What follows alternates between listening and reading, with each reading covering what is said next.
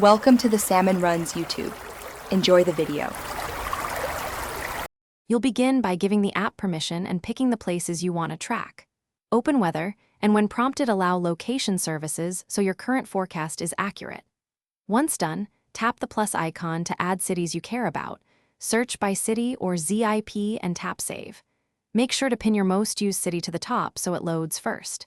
This gets the app ready to show local conditions, hourly details, and map overlays without delay. Next, explore how the app delivers details. Swipe left and right to reveal hourly trends and the extended daily forecast so you can plan the next few hours versus the week ahead. Tap Map to enable radar, precipitation, and temperature overlays. Pinch to zoom and examine movement. If you want instant glanceability, add the weather widget to your home screen or configure the lock screen weather on iOS.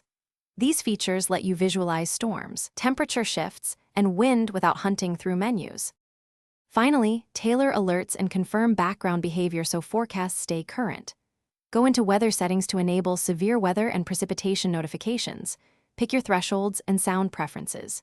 You can also ask Siri for a quick spoken update or add the app to shortcuts for automated checks. If something looks off, refresh the app, check background app refresh and location permissions, and reboot if necessary. Poor GPS or network can cause stale data. That single troubleshooting step fixes most issues quickly. Thanks for watching.